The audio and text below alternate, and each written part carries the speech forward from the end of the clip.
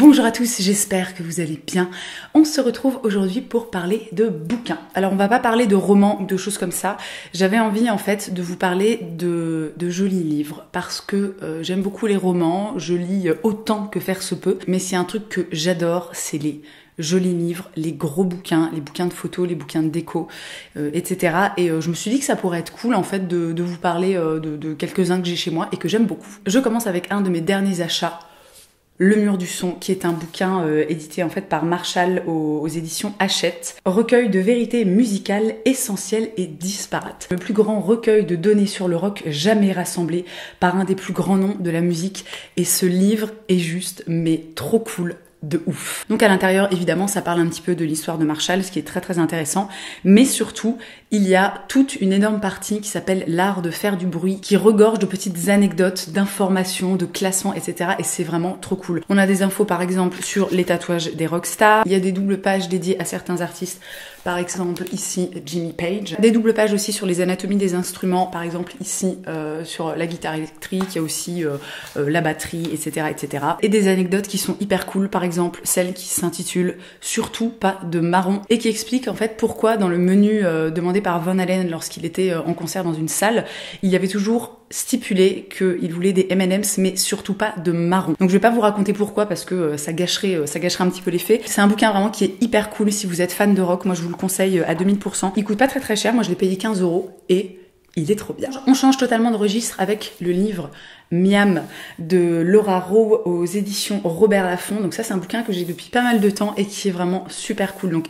vous vous en doutez, ça tourne autour de la nourriture et au niveau de la 4e de couverture, ça dit « Quelle pomme de terre choisir pour une purée onctueuse ? Combien de bulles compte une coupe de champagne ? Quelle est l'huile préférée des Français ? Explorer l'univers savoureux et coloré de la cuisine à travers une série de dessins détonnants, de recettes, d'histoires, de conseils pratiques et d'aides-mémoire pour comprendre en un clin d'œil tous les secrets des fourneaux. » Et c'est un bouquin vraiment qui est hyper bien foutu, très très joliment illustré et qui apprend beaucoup de choses malgré tout. Donc par exemple, là il y a toute une page dédiée aux lentilles, ou par exemple tous les types de pâtes qui existent, ça peut servir. Hein. Et vraiment c'est un bouquin qui est blindé d'informations, qui est blindé d'astuces.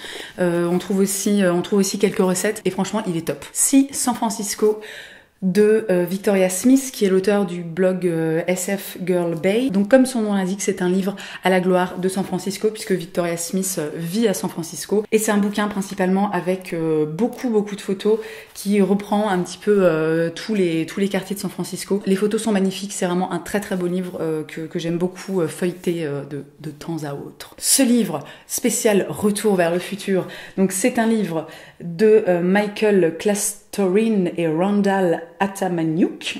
Dis donc, ils ont des sacrés noms de famille, ceux-là. Et c'est tout simplement un livre qui retrace l'histoire de la saga culte. Donc je sais pas vous, mais personnellement, chez moi, on est genre fan au-delà du réel de Retour vers le futur. Et c'est un bouquin qui est très très bien fait, qui regorge encore une fois d'informations, de petites anecdotes, voilà, de trucs hyper sympas en fait à savoir quand on est un peu fanat d'un film ou d'une saga. Donc évidemment, il y a beaucoup de textes, il y a aussi beaucoup de photos, voilà, des petits morceaux de storyboard, et des trucs sympas, genre la lettre que Doc écrit à Marty dans le troisième épisode de Retour vers le futur. Donc ça pour le coup c'est un bouquin qui coûte assez cher puisque voilà, le prix affiché c'est genre 40 €, mais je trouve que c'est un investissement qui se vaut totalement parce qu'il y a énormément d'informations dedans. On a de la lecture pour pas mal de temps et vraiment c'est cool de rentrer un petit peu dans les coulisses du film et d'en apprendre plus et voilà, je trouve vraiment qu'il est génial et qu'il est super bien fait. Un autre livre que j'aime beaucoup, cet immense bouquin de Jesse Froman sur Kurt Cobain. Donc en fait c'est un bouquin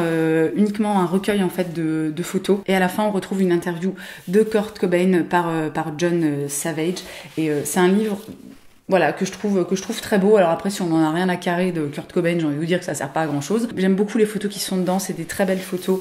Est-ce qu'elles sont toutes en noir et blanc? Et ben quasiment, ouais, voilà, il y en a quelques-unes.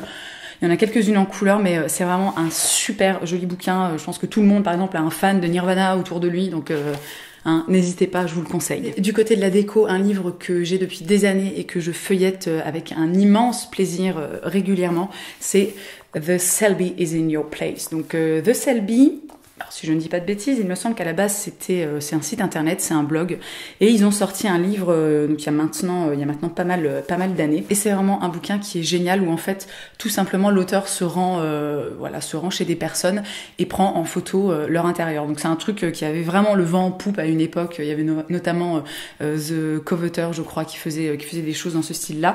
Mais je trouve que l'univers est vraiment cool.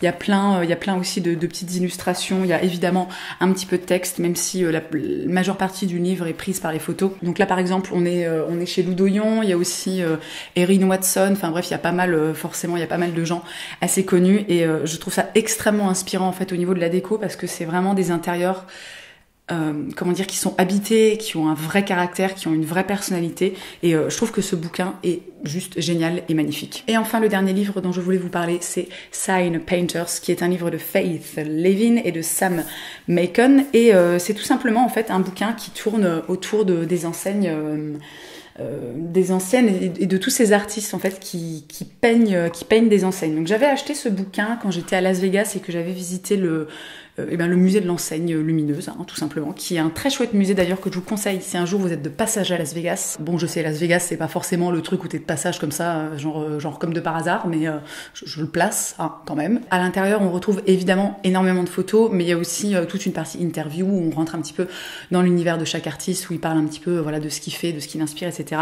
Et c'est vraiment un livre que je trouve très très chouette parce que graphiquement très inspirant. C'est vraiment chouette en fait de voir ces personnes qui essaient un petit peu de pérenniser une pratique finalement qui se fait de moins en moins, à savoir peindre des enseignes. Cette vidéo est terminée, donc j'espère qu'elle vous aura plu. N'hésitez pas à me le dire si c'est le cas, puisque j'ai encore pas mal d'autres bouquins du genre chez moi que j'aime beaucoup, mais là voilà, j'allais pas tous les présenter parce que j'en ai quand même un paquet. Donc surtout n'hésitez pas à me dire si vous avez envie de revoir une vidéo du genre par la suite. Dans tous les cas, merci d'avoir passé ce petit moment avec moi. Je vous souhaite une très belle journée. Je vous embrasse et je vous dis à la prochaine. Je suis rentrée des États-Unis avec une banane.